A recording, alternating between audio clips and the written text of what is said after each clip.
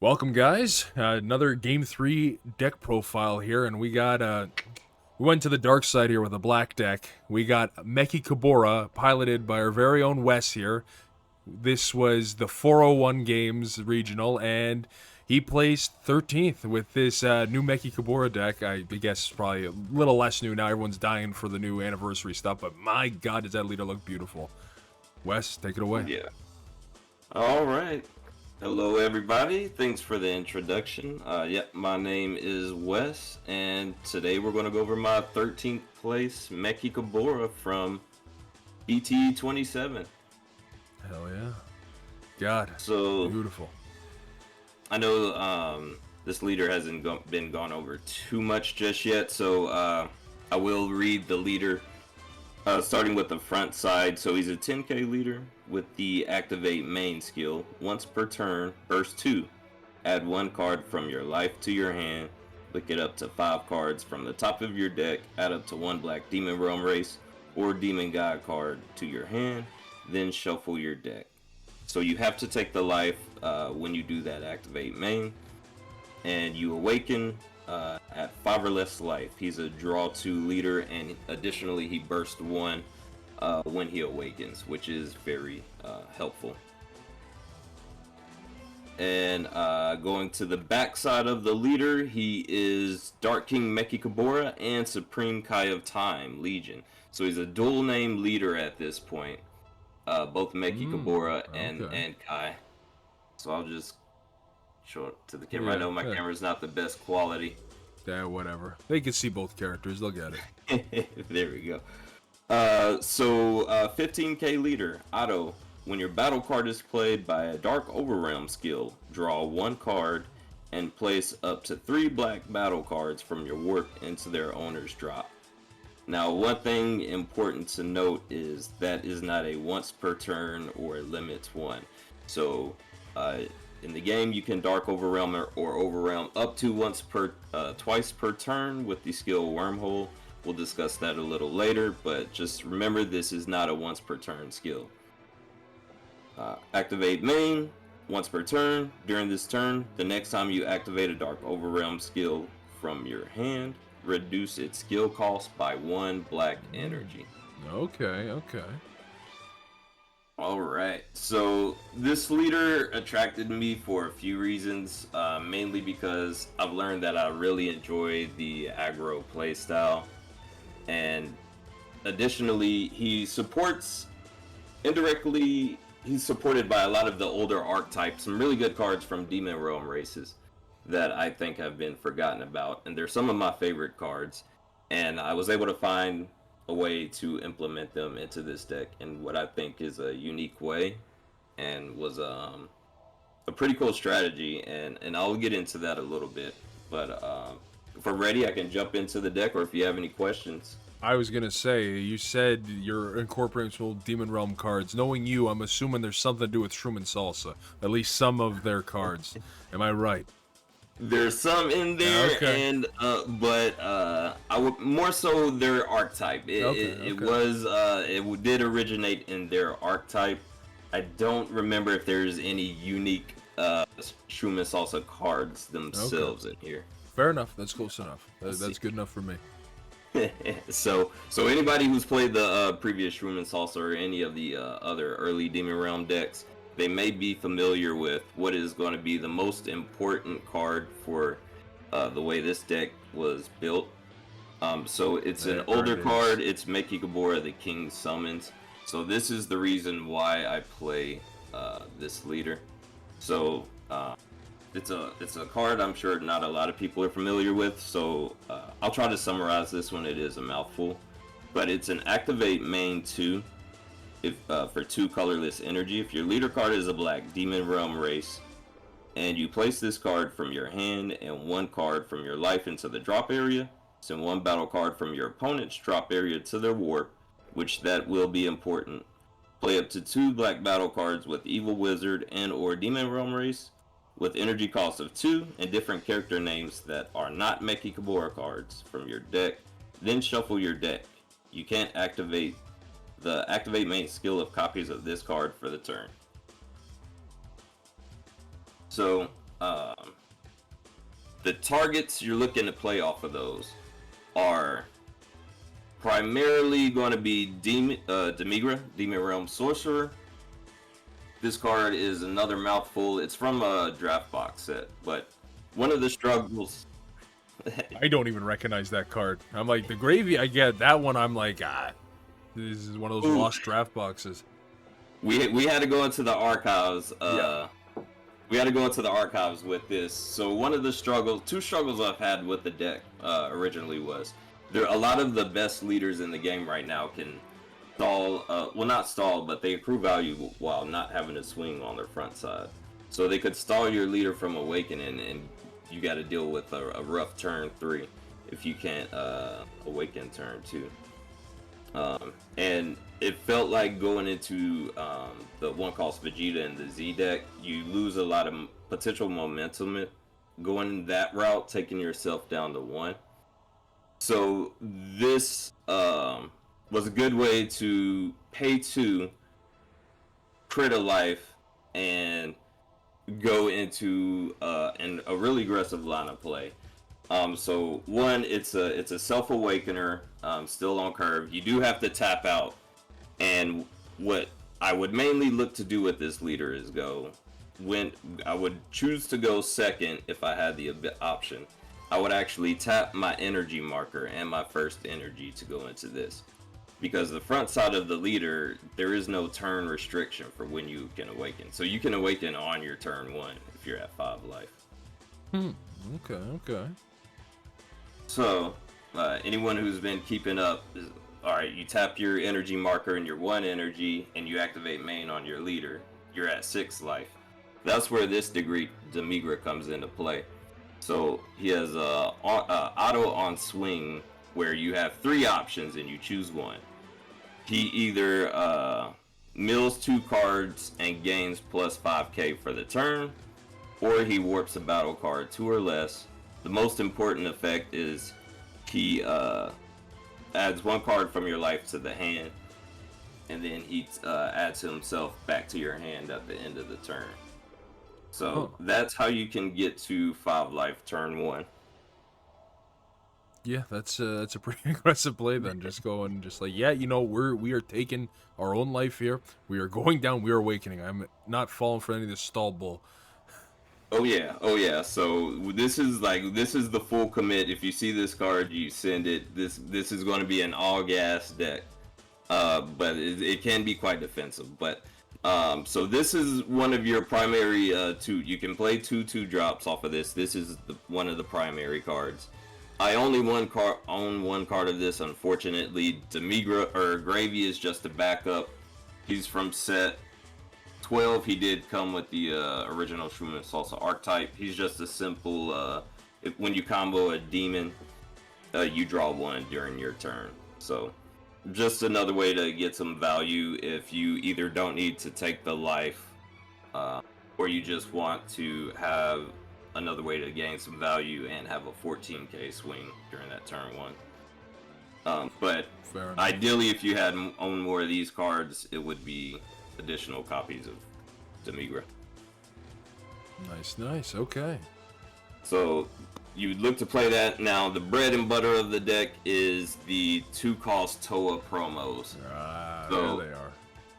Yep, so the Demon Realm players know the Toa 2-drop. It's a Champa. It's a 15k Champa. If you Spirit Boost, you do have to have a Unison out for that effect. Otherwise, if you play her on play, she gains plus 5k, and she warps a battle card, not ignoring barrier, any cost. She's got deflect and critical. She also has a swap ability. So, you would usually swing your crit, and then you would swap into the 3-cost Toa. She's a 15k body with dual attack. When she comes into play, you draw 1. She's got some additional abilities where if your opponent has a Unison with 4 more markers, you can either steal that Unison, or your opponent has to warp 2 or more cards from their field and or hand. And if they warp 1 or less cards, that's how you would get the Unison. So if they have like a battle card with indestructible or barrier on the field, they can't warp that to pay the cost. They would have to warp 2 cards from hand. So this is what your turn 1 going second is going to look like. You're going to have 1 swing, 2 swing, 3 swing, 4 swing. Your leader's a swing. So that's 5 so far. And one of them's crit too to put on. Yeah, one of them's crit too, and it's warping your cantrip. So Yeah. ideally, you're going second. Your opponent has tapped their 1 energy to play a cantrip, and so this is all free game at this point if you get it to pop off, and it pops off a lot more consistently than you thought you would think. So that's the Toa swap chain. But we're not done there yet. We're still on turn 1. We've awakened now. We've got to activate main on our leader. We're black. We got to keep pushing out aggression before we pass our turn. So, we've got quite a few cards in the drop area. It's time to start getting some overrealm going. So, we've got our 5 swings or so. Let's finish our turn with the Dark Overrealm, either going into a 20k double strike that also warps a battle card on play. So you can go into that. You can go in. And these are all free because your leader's backside, right? Because they're all one Right, cost, looks as like. long as. Exactly. So the activate main's leader on the backside, that first Dark Overrealm is reduced by 1 black energy. So the cards that's in the archetype, so this Toa, this Shroom, he's the dual attack that each time he attacks, he has an auto where he can combo a 5k battle card from the warp. Nice Z energy builder there. Yep, so he's a Z energy builder. Another option you can go into also for Dark Overrealm for 1 black energy is the Kai. So this one isn't searchable off of your leader. Do remember that she is not a demon realm race or a demon god. She's just a god. But she's a barrier, servant, blocker, and she's a 20k. So essentially she's a 30k. She's got an auto where at the end of her turn, or at the end of the turn, she restands herself. Fair enough. So if you block with her the turn before, you can't swing with her, but you at least block with her the next turn. Right, exactly. Okay. So she's a good balance between if you're up against an aggressive deck and you still want to apply that pressure, because she does restand herself. Not bad. Another key card for the deck, obviously, is going to be Demigra. He's got the wormhole ability on the card built in. He's also a Dark Overrealm for 1 black energy. So for your first Dark Overrealm of the turn, you can Dark Overrealm this Demigra. And then your leader, each time you Dark Overrealm, you draw 1, and you put up to 3 black battle cards from your warp back into your drop. So he's helping you feed, not only is he enabling your wormhole, he's also helping you get 3 cards back into the drop.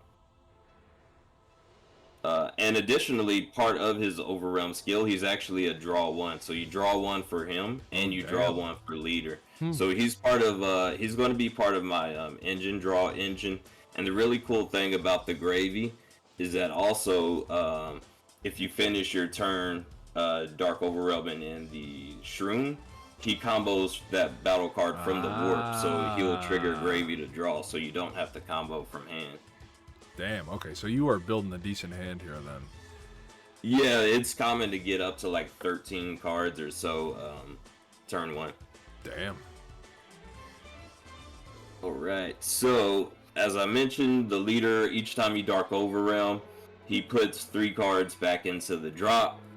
That's the perfect amount for this old. Yeah, we got an old. Damn, bring it old school. This is set 4, isn't it?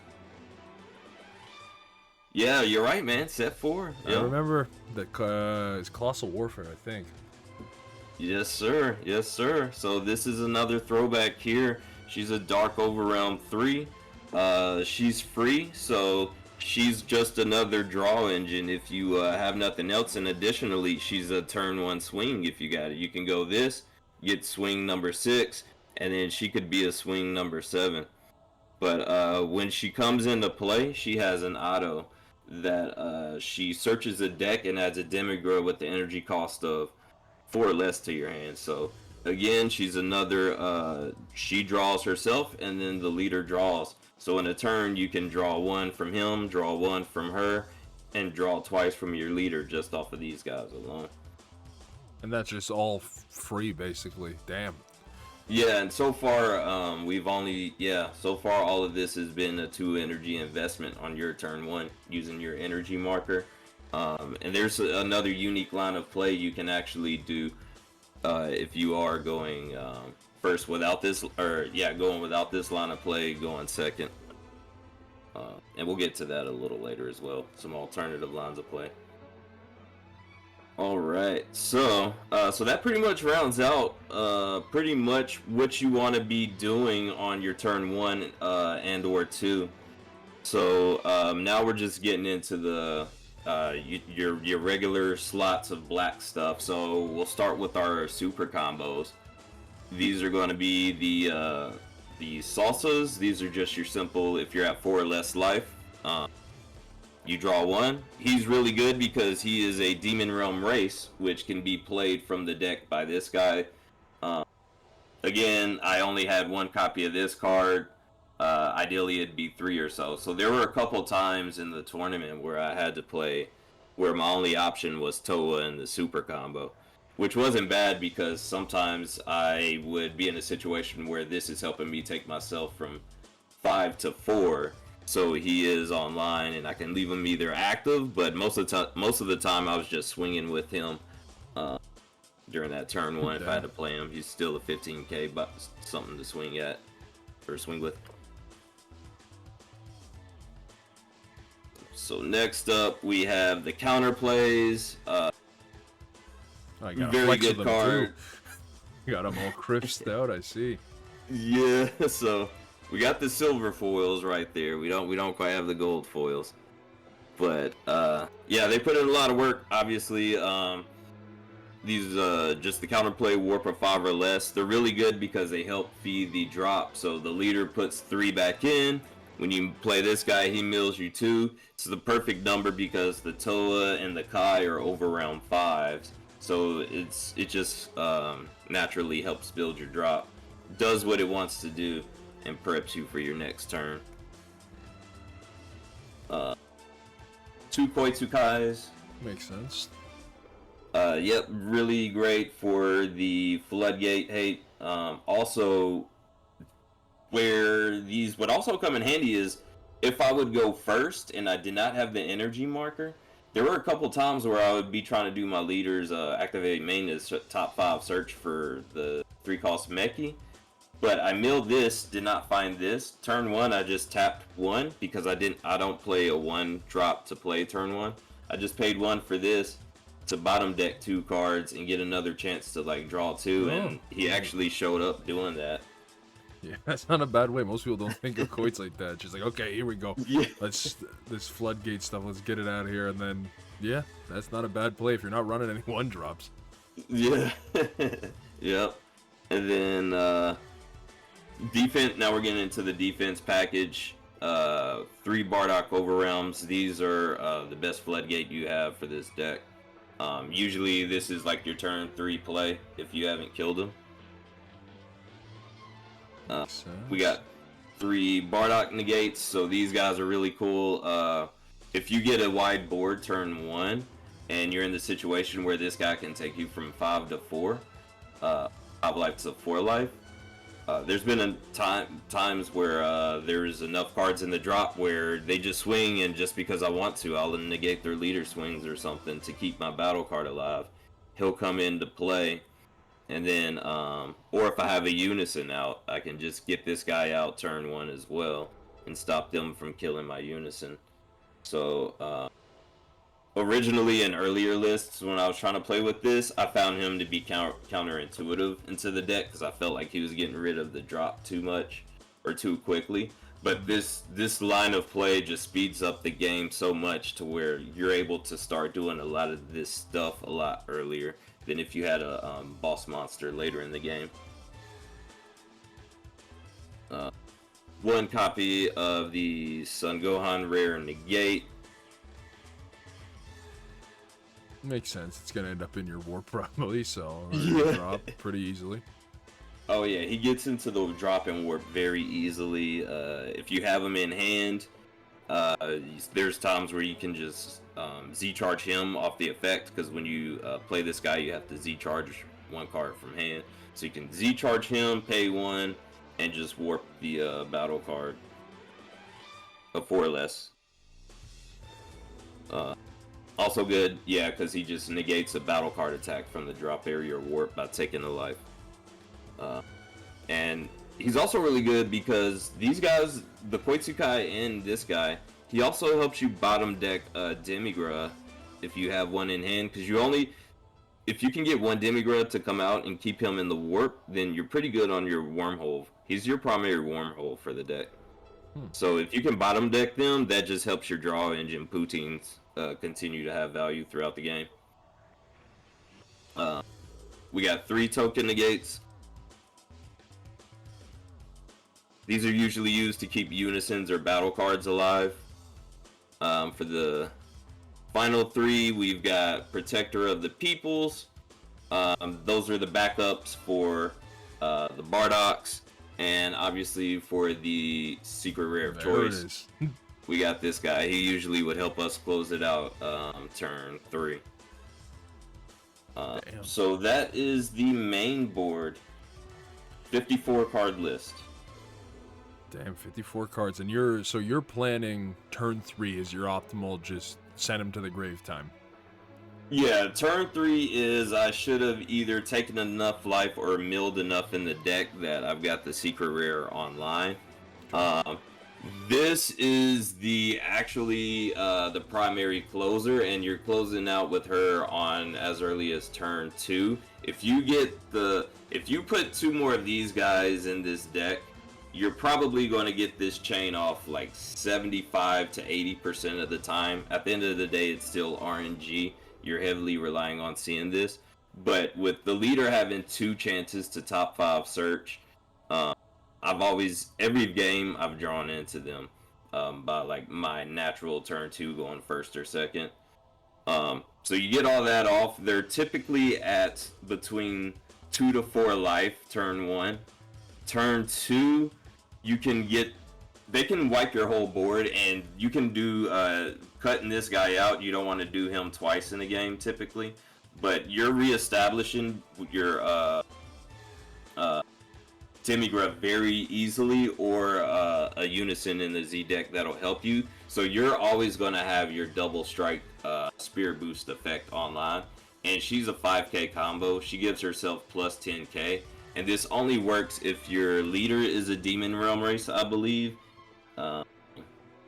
Yeah, if your Demon Realm race or Demon God card is in battle. So, as long as it's a card that's a Demon Realm race or Demon God in battle, you can give it that plus 15k double strike. A good old shotgun making its return. Good old shotgun. Yeah. And most of the time I was putting that on my leader to close out the game. Honestly, like, they would even have blockers on board at 2 life, and I would just swing with lead just to see if I can get it to go through. And it would most of the time. You would have such a huge hand advantage so early in the game that you're typically in a position where you can shotgun it turn 2 if you have them at 2 life. Damn. So we'll go into the Z deck. So it looks like it's getting a little dark outside. I'm trying to prevent a glare, so I apologize if it's getting dark in here. So this is going to be one of 2 of your most important Z deck cards. This is the Demigra's Wormhole. What this is for 1 energy and 1 Z energy. You play this Z extra. When it comes into play, you mill up to 2 cards from your deck. When it leaves the field, you can mill up to 2 cards from your deck. But the reason you play it is for activate main limit 1. If your battle card with a Dark Overrealm skill is in play, and you remove this card from the game, play up to 1 black battle card with the energy cost of 5 or less and a Dark Overrealm skill from your warp with its non-keyword skills negated for the game. Okay. So, the best target, or what I found to be the best target typically to play off of this, is your Demigra with Wormhole. And I say that because it saves you from having to go into what's another card we have in here. Obviously, it's a Wormhole strategy, so we have the Demigra Unison. Sometimes I found that 2Z energy, you generate Z energy a lot in this deck, but for that 2Z energy, I usually like to go 1 energy on turn 2. I would typically like to go 1 energy into this, and then I would choose to go 1 energy into the Chilai Unison. She is good because her +1 lets you look at the top 3 cards of your deck and send look at the top 3 cards of your deck, place up to 1 battle card in its owner's drop, or send it to its owner's warp. Then place the rest at the bottom of your deck in any order. Quite a few times she would find the secret rare, or she would find the Demigra 4 drop and put it into the warp, and then I would be able to pay the other energy to get this guy, this Z extra out. This Z extra, you can Dark Overround, get the Demigra out, and then Dark Overwhelm again because Demigra is out, because this only negates non-keyword skills. So you keep your double strike on your Toa, you keep the blocker and barrier and servant on the Kai. You keep all of those abilities, they just lose their autos. So this one's very important in stringing your combos turn 2 and 3, refilling your drop. It just speeds the game up for you. It puts that additional 4 cards, basically lets you see. It keeps letting you put pressure and find the cards you need to close out the game early. So we run 2 of those. That's the Unison, and it just being 20k. If you go second and you can't go into the Mechie, this is your alternative play. You swing with your lead, you combo a card, you pay 1, you play this. It's the 20k means their leader is going to have to combo an additional card or something like that to take it down to 1 marker. If they don't do that, then now your counterplay is online. Damn. And then you go into the Mechie play the turn after that, and then swing a bajillion times. We got the Goku. We got an alternative Self-Awakener. So many ways to cut your life down, huh? Yeah, it's super important because if you get stalled out, you're just playing a horrible aggro deck. This guy actually won me a game. He's a 30k triple attacker. If you have a battle card with Unison, or not Unison, if you have a battle card with Overrealm or Dark Overrealm. We got a 1-drop Toa. She's another way to get your 2-cost Toa out. You pay 1, you pitch 2Z energy. She bottom decks 1 card from your hand. She plays a 2-drop Toa promo, essentially. And then we just have one of the generic Z extras in case you need a 10k combo. If you Bardock Floodgate or something like that and just want to like clear board and get out of an easy swing. Yeah, Mighty Blast, still a Mighty Blast. They got it their, is, and their it utility. And it helps refill the drop, so it's just another tool in the toolbox. Hell yeah. Alright. Then any questions before we get to the sideboard? No, I think you've been explaining it really well. I'm excited to see what kind of tech you got in the sideboard. Learning. This is the first time of me looking anything at this deck, so I'm just writing down everything to steal from the deck and throw in mine. Be like, okay, there. Turn 1, play Awaken, kill them. Turn 1, maybe if we're lucky. Yeah. All right.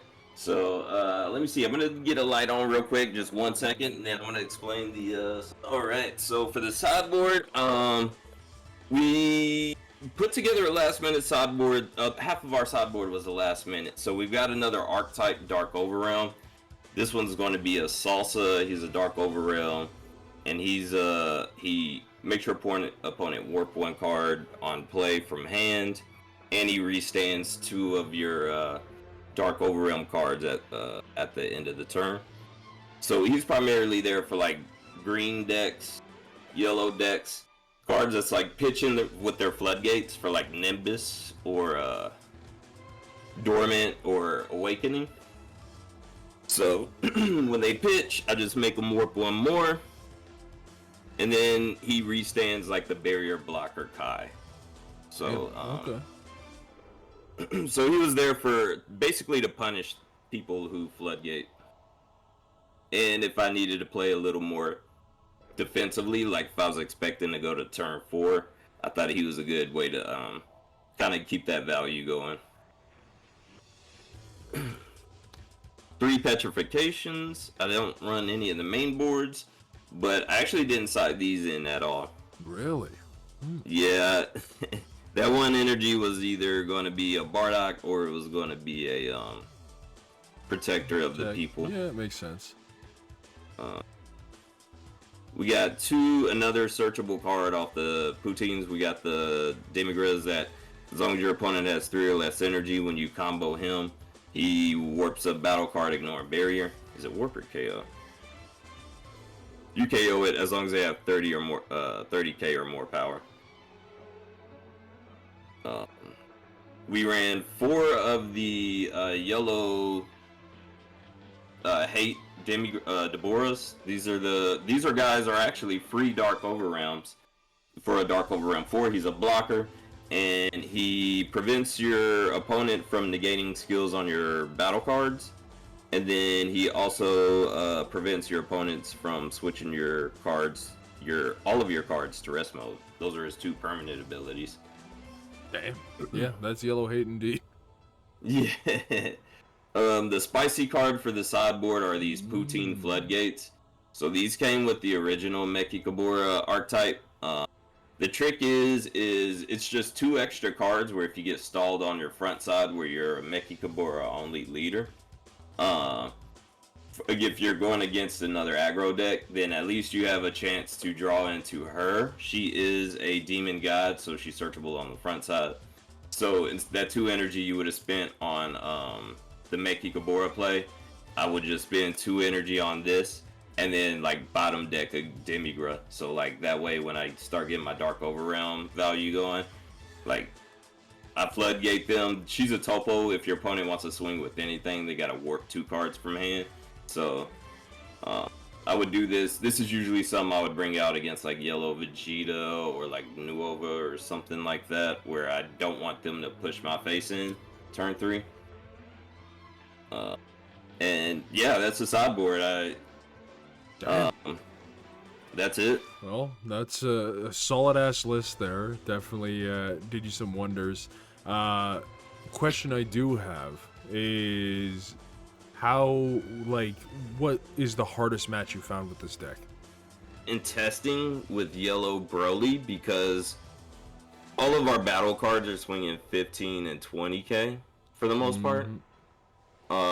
Leaders that naturally go up to 25k can make you have to spend a lot of resources, especially when they get that Garlic Jr. blocker out where it can block twice. The deck has a weakness against unisons that can swing multiple times, and when they drop that Gohan unison, it's a pain. Yeah, that makes sense. That gets through your Bardock, and then yeah, you are swinging most stuff is 15 around that. And damn. Well, how many matches did you end up having in the tournament? So it was 7 rounds. I actually ended up getting quite lucky in the first round and had a bye. No, that's good. Yeah, and the funny thing is, I thought the tournament started 10 Central, so I'm like in the shower at like an hour before, and then I get out and I see the notification like round 1 pairings or something like that. I'm like, oh shit. It was like a couple minutes before round start, but then like I thought it was saying table 58 or something, but it was saying like bye, and then it just gave me like some code. So I was like, okay, I got really lucky. So but round 2 I had it was Red Trunks Gohan Future, and people still repping that, huh? Yeah, people are still repping it. I haven't had much experience against it. I played against it a couple times, but in that game, I had the 3-drop Meki. I had the. Did I win? I can't remember if I won or lost that dice roll, but I won that die roll and I went second. So I got the marker. I paid 2 for the Mechikabura, but unfortunately the Demigra that takes the life as well was in my life. So that game start was rough. I actually got stuck at 6 life, which is really bad, especially against that deck because they can go pretty aggro as well. So I think I had to, and I think I had gravy in my hand. So I think the magic number for those Demigras, the draft box ones, would be 3 when I play this again and try to improve it. But yeah, I got stuck at 6. I was still able to get out quite a few swings. I think I got him to 4 life or so. But I ended up losing that game in time. We were both at 2 life. That deck has a lot of interactions, and he just sequenced it very well, and he was able to overpower me later in the game, since I wasn't able to get that early combo off properly. And he had 4 battle cards left on board to my 2, and he got that win. And he even had enough time to try to get like one more swing through. I was like, man, I'm sorry, it's past time, and you already got me, bro. You got me. He had like 8 cards in hand, so no matter what, he would have beat me anyway in the tiebreaker. Damn. So the main thing for this deck is you are trying to cripple them. Like, you are trying to cripple them early so that you can just kind of clean up turn 3, hopefully end it there. If not, you have the power to just stall them out until you can, like, kill them turn 4. Exactly. So, yep, you're trying to cripple them with potentially 1 swing. What is it? You get 1 swing. This guy doesn't swing. But yeah, you're getting 2 swings, 3, 4, a double striker, and then the 2-drop Toa is like another crit. So you're typically, if you get the combo off, they're sitting at between 2, 3, or 4 life consistently. That game, it just didn't happen, and he was able to hang with me. It was pretty much an even game at that point, and he was just able to maintain the better board state. Damn. Round 3 is really funny. I played against another guy named Wes. His name was Wes. He was playing the original Shroom and Salsa leader, and I thought the system had erred because my name is also Wes. Yeah. And I was like, am I playing against myself? But he showed up. He had Shroom and Salsa. In that match, I was able to just I opened with the 1 cost negate, and he won that dice roll, and I went first. So that leader, it's very important for that leader to combo during their attacks, so they can warp cards from my drop and get their additional draw. So I just negated that leader swing my turn 1 with him with the energy marker, and that slowed him down. And then I was able to go into the Meki chain. I think I was missing the 3-cost Toa to swap and get the additional dual attack. But between stopping his leader's attack and getting the Meki chain off, it was enough pressure to stay in a winning position and just stopped his value engine from getting started. So I still won the out value game early there. Yeah. Well, there you go. New upgrade here. It's beating a set 12 deck, which I don't know how you did it before with the Shroom deck, the amount of damage you've at least done to me playing against your version of Shroom deck. So at least you can beat that deck with it, which I know Black's always hit or miss with these leaders, and this one's seeming like a hit.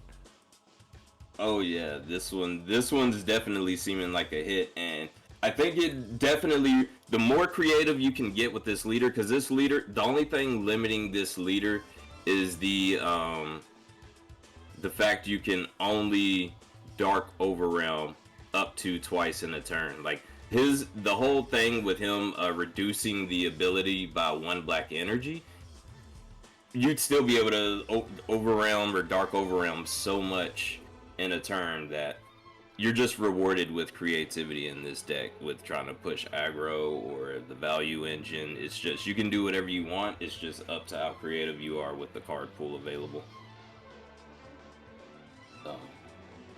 But yeah, so round 3 was Shroom and Salsa. We got that one. That was a win. Round 4, I got lucky one more time in the tournament. My round 4 opponent, he failed a deck check, so I got that win. So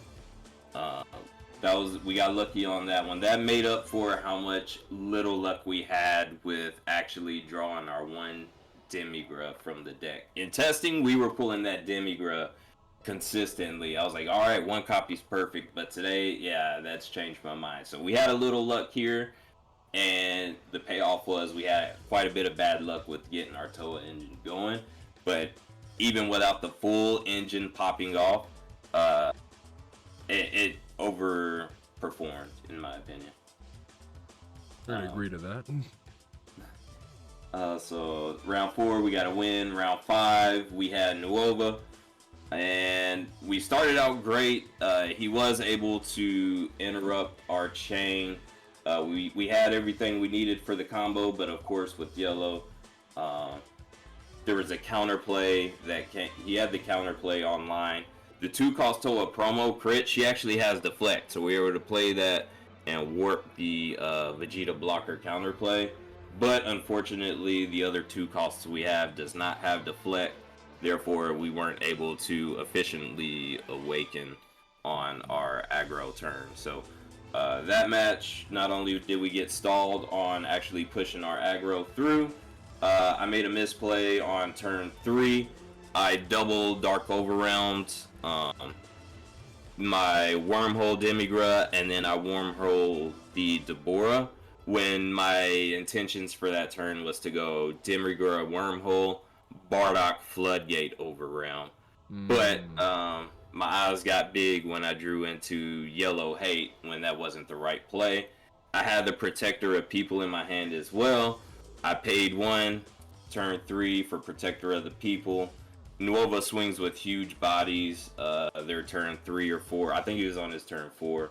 And I played it a little more, I would say, conservative as well, because I got PTSD from the Gogeta SCR in that deck, man. I ain't even gonna lie to you. But he had he was running the Piccolo Gohan SCR, and he was able to just keep getting big swings through. I think my leader got up to like 30 or 40k over Protector of the People, but that secret rare and then that swing, he was able to take me from like 3 life to 0 that turn, even under a Protector of the People. So that was round 5. Round 6, we had Golden Cooler.